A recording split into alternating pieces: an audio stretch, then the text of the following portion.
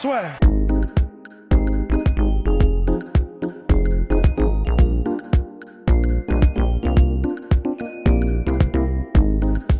With your boy, Jermaine. What up, Jermaine? What up, dog? Bon, on vient de finir l'event là. On vient de finir l'événement UFC 235 à Las Vegas. Très plaisant, mon cher Rust. Incroyable. De Incroyable. super belles photos prises par Rust. Ouais, bah du coup, ça fait que j'ai pas vu les combats vraiment en fait, puisque Oui. j'étais trop concentré à prendre des clichés de dingue. Dégoûté, il aurait préféré en fait. Bah, j'aurais préféré ne pas. Non, pas c'était regarder. incroyable. C'était incroyable. Non, c'était super. On a en plus beaucoup d'événements. La sueur 3-3 en pronostic. Ouais. Alors on va commencer par Johnny? finalement Johnny Walker, donc c'est là où on a eu tout bon, on va dire. Ouais. Il s'est passé ce à quoi on pouvait s'attendre avec un Johnny Walker. Moi j'ai juste été très impressionné par contre par la vraie confiance qu'il avait. Ouais. Tu vois, je m'attendais à ce qu'il vienne full blast, mais c'est vrai qu'il a eu le temps de faire des feintes, de se prendre un kick et de faire mec, ça me fait gentiment marrer. Et puis quand il a envoyé, je m'attendais vraiment pas à un genou sauté. Bah, c'est ce qu'on disait aussi de Johnny Walker, c'est que de toute façon, il est tellement créatif et il a une telle confiance en lui que tout est possible avec Johnny Walker. Vraiment, enfin, c'est... Même se blesser en se luxant l'épaule lors de sa célébration d'après victoire. Voilà, en essayant de faire, je sais pas, le fish dance ou machin. Mais ça fait partie du personnage. Enfin, clairement, il est à moitié taré et c'est ce qu'on adore chez lui, quoi. C'est quand même bravo. Ouais. Il peut tranquillement monter dans la catégorie light heavyweight, ça fait plaisir parce qu'on voit bien qu'elle n'est pas morte. Avec ensuite Jeremy Stephens habite Magomed Sharipov. Donc là, c'est là où on a eu complètement faux puisqu'on s'attendait à un chaos de Jeremy Stephens. Et finalement, il s'est passé le contraire dans le sens où on disait c'est vrai que si Zabit gagnait, il gagnerait avec vraiment son volume et tout le panel complet, et c'est ce qui s'est passé avec un Jeremy Stephens qui a touché mais qui n'a jamais eu la possibilité, kudos à Zabit, d'y aller full blast. Ouais. En fait, il va falloir que tu le fasses tout seul ce podcast parce que sans déconner, moi j'ai pas regardé les combats du tout en fait. J'étais tellement concentré sur faire des photos comme un enfant que mais il a fait des très belles photos. Ouais, des belles photos. Qui sont d'ailleurs sur Instagram la sueur, @lasueur. Ouais, mais donc en revanche, le combat, il faudra que je le re-regarde en fait. Mais dommage pour notre Jeremy Stephens. Oui, en revanche, ouais. Et ensuite qui s'est terminé sous les huées du public quand même, qui était à fond derrière la marque. Oui, alors par contre du coup de ce que j'ai vu, et si je l'ai bien vu même de là où j'étais, c'est qu'il y a eu des mises au sol de la part de Zabit, et je crois que c'est ça que n'a pas aimé le public, sachant que Stephens, il a de l'entrain quand il est debout, et il a vraiment une vraie chance de terminer le combat de façon violente. Et quand il a été mis au sol et maintenu au sol, je crois, si j'ai bien entendu et vu, que c'est ce que le public n'a pas été. Parce qu'il n'y avait pas énormément de dommages au sol. Et là encore, bravo à Zabit Magomed Sharipov, qui a voulu à chaque fois rester debout. Il a vu que ça fonctionnait pas tellement parce qu'il se prenait des coups et parce qu'il ne dominait pas complètement. Donc il a su se dire, chaque fois qu'il voyait que ça bloquait justement debout, ok, je vais l'amener au sol. Certes, ça fera pas beaucoup de dommages, mais je score des takedowns, je maintiens la position dominante et ça suffit pour prendre l'air. Et c'est ce qu'il est censé faire, c'est-à-dire que huer du public ou pas, c'est pas ça l'important. L'important, c'est de dominer ton adversaire et de trouver des moyens de le dominer, de le mettre en danger. Et c'est ce qu'il a fait. Donc certes, au moment où on voudrait qu'il y ait des feux d'artifice debout, des chaos, du sang, des machins, oui, mais c'est pas ça l'important. L'important, c'est pour lui de gagner et de montrer que c'est le meilleur artiste martial, le plus complet en tout cas. Et c'est ce qu'il a fait. Donc il a utilisé sa lutte intelligemment, il a utilisé ses transitions, il a utilisé toutes les facettes du MMA. Donc, face au numéro 6, qui est Jeremy Stephens quand même des featherweight. Ouais. Donc superbe victoire, ça permet de monter. Et puis il affiche clairement ses ambitions. Là voilà messieurs, vous qui vouliez le title shot, on n'y est pas encore, on n'est plus qu'à une victoire contre un top contender et ça se fera. Ouais, bah là honnêtement, il a prouvé déjà énormément sur ce combat-là, c'est ce qu'on disait, s'il gagnait, il prouvait énormément, il l'a fait. Maintenant, place à un top 4, top 3, top 4, top 5 quoi. Here we fucking go. Ensuite, on va passer à l'ami Cody Garbrandt. Cody Garbrandt, alors oui, là aussi, mauvais pronostic la sueur, mais mauvais pronostic la sueur. Là, Cody, c'est terrible, il n'apprend rien. 3e défaite de suite par KO pour Cody Garbrandt, qui était quand même vu comme le futur. Là, nous, on en parle souvent avec Ross pour dire que c'est quand même... Il y avait des airs de gâchis avec lui. Il avait très bien commencé la revanche contre l'ami TJ Dillashaw à faire parler ses kicks. On se disait, ah tiens, le stage en Thaïlande a payé. Là, le combat, il s'est fait mettre knockdown. Et à partir du moment où il s'est fait mettre knockdown, on a retrouvé le Cody Garbrandt, ok, on va brawler, on va faire n'importe quoi. Et c'est finalement au premier qui va toucher, qui va remporter le combat. Mais tu peux pas combattre comme ça quand tu veux remporter le titre et quand tu veux être un grand nom de l'UFC. En fait, le truc, c'est qu'on a vraiment... Cody Garbrandt, c'est un gars fier, en fait. Ouais, tellement fier que lorsqu'il se fait toucher, tout le game plan va à volo, on l'a vu, il y a des combattants comme ça, comme Verdum, il y a des combattants comme Junior Dos Santos aussi, qu'on a l'impression que il progresse dans ses skills, mais en revanche dans son approche du combat et dans la façon dont il réagit quand il est mis en danger ou qu'il prend certaines pralines, il retombe dans ses travers, ses sempiternels travers. C'est pareil pour Garbrandt. C'est un peu frustrant parce qu'on voit qu'il progresse, on voit que chaque fois il se ramène avec de nouvelles armes. Et il avait choisi Pedro Munoz. En fait, moi, c'est ce qui est terrible, c'est qu'il avait choisi l'adversaire, sa team l'avait choisi. Tout était fait, tout était écrit. On en avait parlé d'ailleurs dans la preview pour que ce combat-là soit le renouveau. Il s'en sortait avec le chaos. Et puis ça y est, la hype revenait. Et là, le mec, il est vraiment au point mort parce que là, tu peux pas redémarrer plus tranquillement que ça. Franchement, je sais pas ce qu'il va faire parce que. Faut changer de team. Ouais. On l'avait déjà dit, on dit ça quand même depuis un moment. Changer de team, là je me demande même si c'est pas au point de changer de KT. Je sais que c'est dur. Ouais. Il est sur 3 défaites d'affilée. Il montre qu'il est tout le temps dans les mêmes travers. Il faut qu'il y ait un énorme changement, que ce soit la team ou que ce soit la KT, il faut qu'il y ait un énorme changement parce que vraisemblablement, de toute façon, là, ça va être un pattern qui va se répéter constamment. Donc, Et ce qui est terrible, c'est que pour moi, tu vois, peut-être pas forcément changer. Enfin, pour moi, faut tout changer, pas forcément de KT parce que c'est 3 défaites par KO à chaque fois quand même, soit au 2e round, soit au premier. C'est à chaque fois dans des combats où il a eu des moments où il touchait durement l'adversaire. Bien sûr, mais en fait, c'est ça le terrible. C'est pas il se fait dominer à la Diego Bandao. Pardon, Renan Barao, où on est là, où on se dit, le mec est perdu pour la cause. Ouais. Là, à chaque combat, il y a un moment où on se dit, ça y est, il est là, il va gagner, mais non. Ouais, tu te dis, c'est pas une question de skill, c'est une question de discipline en fait. Et c'est là où c'est vraiment le plus terrible. C'est que tu te dis, si ce gars-là arrivait à se discipliner et à garder son sang-froid et à ne pas brûler comme un crétin dès que c'est chaud, c'est frustrant. Il pourrait être champion et l'être resté déjà. C'est ça qui est un peu frustrant. Donc, je sais, ça me fait un peu mal parce que tu sais, c'est toi-même qui disais que, il disait à propos de son premier combat contre TJ Dillashaw, je serai GSP. Après qu'il ait perdu 2 fois contre Dillashaw, il a dit je serai comme Daniel Cormier. Et là maintenant qu'il a perdu contre Dillashaw et contre un contender, je sais pas ce qu'il se dit. Il a plus de points de référence, qu'il soit un champion, etc. Donc j'ai peur que mentalement il se perde un petit peu dans les limbes. Donc il faut de l'air frais. Exactement, non, c'est terrible pour lui. Puis à la fin, donc post-fight conférence où nous étions, puisque c'est ici que la conférence de presse, Dana White était très content pour dire ce gars-là, il amène le show et tout. Moi je suis hyper inquiet parce que c'est vrai qu'il y a quelqu'un, parmi les tweets pour récap la soirée, j'ai dit malheureusement on revoit le même Cody Garbrandt. Et quelqu'un me dit pourquoi malheureusement, parce que ça fait énormément de peine de voir un mec aussi jeune avec autant de potentiel prendre autant de dommages, parce que c'est pas quelque chose qu'on efface. Un KO comme ça, les coups qu'il s'est pris, il va finir par le payer et c'est hyper triste de voir qu'il les paie, pas parce qu'il est moins bon que le gars, mais par excès d'orgueil. Ouais. Exactement. Et donc, tout est dit. Dommage. Vraiment dommage. On poursuit la main card avec ce Ben Askren, Robbie Lawler. On a eu bon au pronostic, mais on s'attendait pas du tout.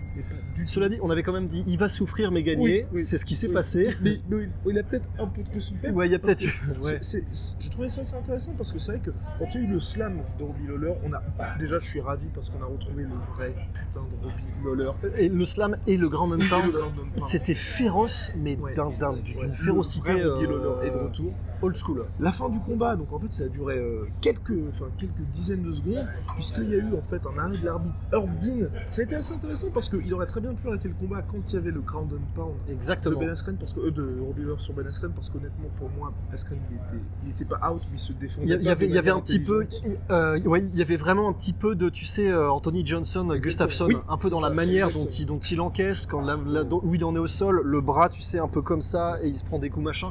Il y avait vraiment ce fil, Johnson, Gustafsson, et du coup, c'est vrai que surtout Keitchai, j'étais juste à côté de la cage, je me disais mais il va mourir, c'est pas possible. C'est ce qu'on se disait. Pour le coup, alors le petit croustillon là qui va bien, mais quand t'es vraiment, j'étais photographe du coup, là j'ai l'accréditation encore, je peux pas vous les montrer parce que c'est mon vrai prénom, mais j'étais littéralement à 1m50 du Grand Pound de Lawler, sans déconner c'est pas pareil qu'à la télé. Là, les coups qu'il prenait, je les sentais, je les entendais et je les voyais là comme si c'était une bagarre entre 2 potes, machin. En vrai, j'étais en mode mais il va mourir, c'est pas possible de prendre ça humainement et de continuer. Parce qu'on a trouvé cette férocité de Lawler. Ouais. vraiment le big bad old Lawler, quoi. Exactement. Et Ça fait plaisir. et donc c'est frustrant qu'ils perdent. Et alors, Parce qu'ensuite, oui, voilà. Ensuite, juste après ça, donc il se relève Ben Askren parce qu'il y a eu quand même un petit moment de flou parce que on voit bien que Lawler, il a été full blast. Ouais. Pour moi, le combat était fini et lui aussi un petit peu ralenti en mode Abdin va arrêter le combat. C'est Finalement, il n'arrête pas. Ben Askren profite un peu de ces quelques secondes de répit pour recouvrer ses esprits, se relève et puis ensuite se relève. et kudos à lui d'ailleurs, Oui, Ben kudos, Askren exactement. il encaisse. Kudos à lui, ensuite arrive à maintenir Lawler contre la cage. Là, vraiment, il récupère, arrive ensuite à prendre le coup de Lawler. Le bulldog choke. Exactement. Et là, c'est le moment un peu polémique de la fin du combat parce Ouais. que c'est vrai que Lawler n'a pas, donc pendant que Ben Askren serrait, Lawler n'a pas montré finalement qu'il était bel et bien. en vie. Alors là, Mais justement, il a fait un petit alors, pouce quand même. il faut vraiment. Alors du coup, je n'ai pas encore revu les images parce que là vraiment, on vient juste de sortir, l'événement s'est terminé, John Jones vient de passer dans la conférence de presse. J'ai pas eu le temps de voir les images en fait, donc je ne sais pas parce que Lawler est passé en conférence de presse, il a dit j'avais mis le thumbs Ça, up. mais il l'a fait comme ça. En fait, c'est tout le problème. C'est la première fois, Herbin a pris son bras, il a fait comme ça, et la deuxième fois, il a fait un thumbs up, mais tu vois. Un truc chelou un peu. Exactement. Ouais. Ok, donc il y a eu le bras qui Oui, tombe comme ça. exactement. Oui. Et c'est vrai que Ben Askren disait ça, et je pense qu'il a pas tort. C'est vrai que c'est pas une technique de relaxation Tout à fait. quand tu prends une choke de quelqu'un te prend le bras, tu fais genre juste comme ça Exactement. le bras en poisson mort. C'est très bizarre. Il a peut-être eu une micro perte de conscience. Ce qui est sûr, c'est que quand Herbin a arrêté le combat, bah oui vraiment, la Exactement. Lawler était en Il mode, était bien, il était vivant, il était pétillant quoi. Parce que tout le problème, c'est que tout le monde a vu, en fait, moi, c'est ce qui m'a un peu gêné, on va dire, avec cette fin de combat, c'est que personne, pour avoir été 2 mètres un peu plus loin que toi, personne se disait, à part Herbin, Lawler, effectivement, est out. Et c'est ce qui est un peu problématique, surtout ce même Herbin qui, juste avant, avait laissé Askren se faire démolir. Défoncer la gueule. Et Ouais. donc un peu triste, il y a des gens qui disent sur le Facebook Lasseur que le combat est truqué, tout ça. Ah, Bon, non, ouais, non, c'est pas ça. C'est n'exagérons le rien. Herbin qui, c'est vrai, de temps en temps, Ouais. a tendance à surprotéger les combattants. Mais c'est dommage, fort heureusement, moi je suis Non, content. c'est bien qu'il surprotège Oui, les combattants, oui, mais effectivement, c'est dommage que ça s'arrête oui, comme ça. oui, mais c'était pour ça. que je Et, disais. et Ouais, c'est vrai que je suis d'accord avec toi parce qu'en plus, bah, du coup, il y a Bob Bennett qui est passé juste avant, le mec de la commission, ouais, je crois, le commissaire. le commissaire, et qui disait on donne explicitement des instructions aux arbitres pour qu'ils arrêtent le combat plutôt un coup plus tôt qu'un coup trop tard. Et bah, c'est tout à leur honneur, mais du coup, le coup trop tôt, on aurait aussi pu le voir avec Ben Askren. C'est ça qui est un peu chelou. Et la différence pour moi, c'est que si Herbin avait arrêté au moment où Askren se faisait démolir, personne n'aurait bronché. Non. Alors cela dit, pareil, il faudra que je revoie les images, mais de là où j'étais, j'avais l'impression que certes, il prenait des énormes bombes, Ben Askren, mais il n'était pas inconscient et il bougeait, il essayait de bouger. Oui, il bougeait un peu. mais, C'était ouais. c'était chaud. Il en prenait des flushs sans avoir de moyens de se défendre parce que son bras était Si, ça piégé. peut être un bon moyen pour bloquer les coups. Ouais, avec son menton, qui est gros d'ailleurs. Oui, Hein, mais non, Ouais. effectivement, enfin, ouais. Pour moi, c'est normal, c'est honnête. Il a la victoire, il a la soumission. On peut refaire le combat et ça, je trouve ça parfait. Mais je pense pas que ça fait bizarre. On n'a pas vu ça souvent pour des combats Ouais. qui ne sont pas pour le titre. Enfin, Mais- on l'a vu de temps en temps, c'est vrai quand même. Mais Quand là, il y je avait pense que des... c'est, à mon avis, le côté pour vraiment effacer toute polémique. Et comme Ouais. Lawler, c'est notre gars sûr, c'est vrai que c'est pour lui, c'est aussi dommage de se dire, repartir d'une défaite comme ça. Non, c'est vrai. Intéressant. Mais après, c'est vrai que Askren, qui lui veut plutôt Masvidal Ouais, team, Askren a dit que ça n'intéressait oui, pas. bah, je le comprends Oui. parfaitement, surtout après ce qui s'est passé. Bah, là. c'est ce qu'il a dit lui-même. Oui, hein. hein. J'ai pas très envie, quoi. Enfin, ouais. Donc, à voir. Parce que Askren a dit, lui, qu'il voulait le gagnant de Darren Till Masvidal. Oui, c'est ce que je viens de dire. Putain, je suis vraiment fatigué. Hein. Vraiment. Et ce qui pour moi ferait sens. Oui, complètement. Parce complètement. que dans sa marche finalement au title shot, Mhm. c'est intéressant. Puis on va continuer avec cette catégorie welterweight Oh. avec Kamaru Usman qui nous a bluffé.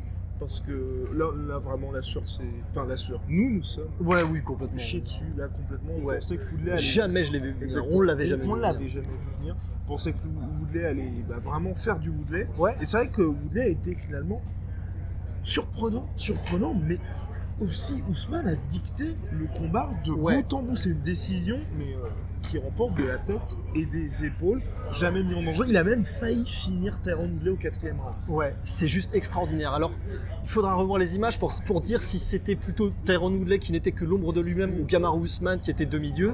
Pour moi, c'est les deux. Pour parce moi, il y a que les c'est deux. vrai que, ouais, Woodley, il y a pas mal d'instants où il aurait pu, notamment, tu vois, quand il était pressé contre la cage, il aurait pu mettre ce fameux piston. Et il ne l'a pas fait. Ouais, moi j'ai souvenir, j'étais juste à côté, j'ai souvenir d'un moment où il a essayé, mais ça n'a, parce que son placement devait pas être optimal ou parce que Ousmane évidemment tout le monde sait que c'est ce que fait Woodley, donc avait dû le travailler l'entraînement avec Henry Hooft dans son corner, donc un très très grand kickboxing, etc. Mais ça n'a juste pas eu d'effet. Et je me souviens donc avoir vu ça.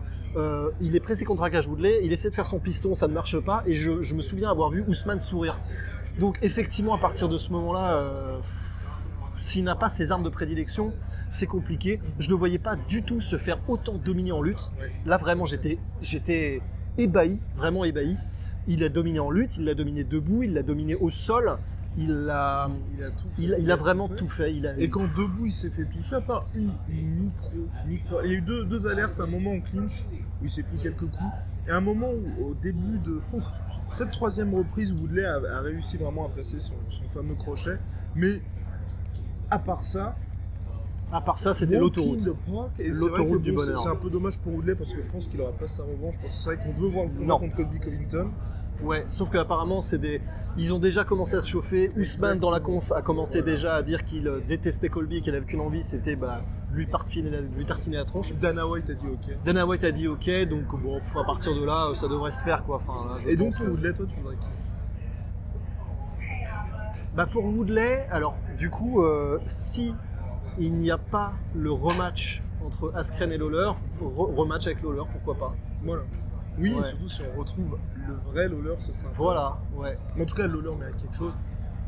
Enfin, après, premier combattant africain champion UFC, d'ailleurs, Kamaru Usman. Bravo à lui, parce que c'est vrai que là, en battant l'un des plus grands de tous les temps, dans la catégorie, il frappe très fort. Et moi, je suis vraiment curieux de voir la suite pour lui, parce que oui, il nous a bluffé. Il nous a bluffé, et tu vois, tu viens de prononcer les mots, il vient de battre un des meilleurs de tous les temps, welterweight, donc un des top 3 de tous les temps.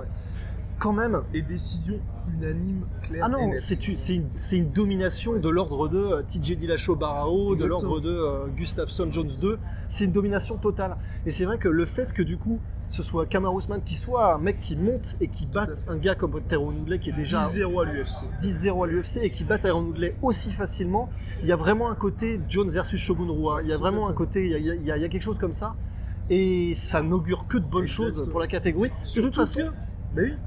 Surtout que le pied, le mec avait quand même le pied fracturé. Mec, je savais même pas ça. Kamaru Usman est arrivé en fauteuil roulant, il avait une botte pendant toute la semaine parce qu'en fait il avait souffert d'une micro-fracture lors du TUF. Il l'avait jamais vraiment bien soigné. Et là en fait il s'est fracturé le pied, je crois, la semaine dernière. Donc là toute la semaine il était avec la botte et là il est arrivé à la conférence de presse en fauteuil roulant. Alors là, mais je viens de encore plus gagner un respect pour Kamaru, mais putain, un monstre. Et donc là, il a dit qu'il allait soigner cette D'accord, blessure. C'est pour ça aussi qu'il a dit que il n'avait pas pu mettre de kick et que les moments où il allait pouvoir rajouter les kicks à son arsenal, ce serait injuste, presque injuste pour la concurrence. Bah ouais, pourquoi pas, effectivement. Ouais. Si c'est depuis le TUF qu'il avait le pied à moitié fracturé et que maintenant il va pouvoir, maintenant qu'il est champion, prendre un petit peu de temps et se remettre, alors là, ça va être grand. Bravo Kamaru. Et puis bon, main event, John Jones a fait le job. Et il nous a quand même fait peur, ce petit John Jones, puisqu'il s'est pris 2 points de pénalité. Si Anthony Smith avait joué fine, il aurait pu dire je suis KO, je ne peux plus combattre, il aurait remporté la ceinture. Mais ça ne ressemble pas à ça ne remporte pas à Anthony Smith Lionheart, qui a failli se faire finir lors de ce même 4e round.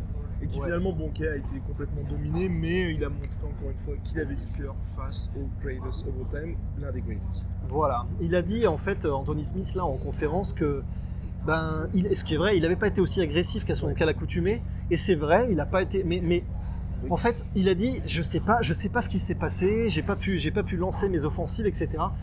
Mais je crois qu'il faut se rendre à l'évidence.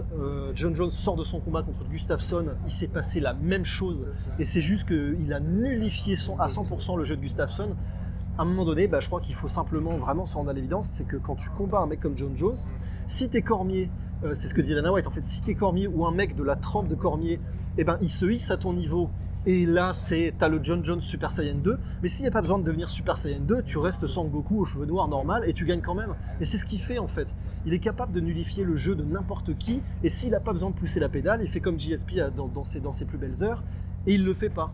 Et là, c'est ce qui s'est passé en fait. Et honnêtement, Anthony Smith qui peut être déçu de ne pas y avoir été hyper agressivement, mais je trouve que moi il a fait quand même un combat intéressant. Oui. Troisième round, il l'a bien touché en boxe, il était loin d'être ridicule, à part ce quatrième round où ça sentait clairement mauvais pour lui. Ouais. Franchement, il perd par décision unanime contre Jones qui avait de toute façon sur le papier beaucoup plus d'armes que lui.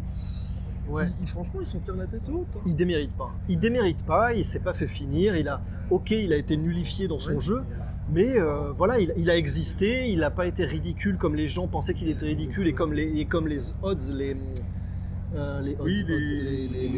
pronostics, les cotes. Exactement. Les cotes étaient à 14 contre 1, un truc comme ça, donc il s'est montré bien plus à la hauteur que ce que les cotes attendaient de lui. Que ce que la sueur, parce que nous on pensait qu'il allait se faire finir. Bon, on a eu bon sur le John Jones. Ouais, mais voilà, non, il s'est pas fait dominer de la tête. Mais voilà, est-ce que c'est parce que John Jones n'a pas poussé la machine ?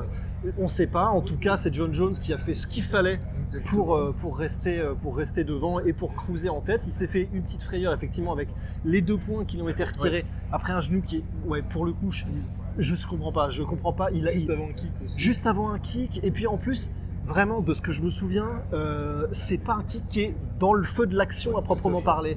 C'est une séquence où il se pose et il met le truc. Et c'est un peu étrange. C'est vrai que c'est vraiment étrange.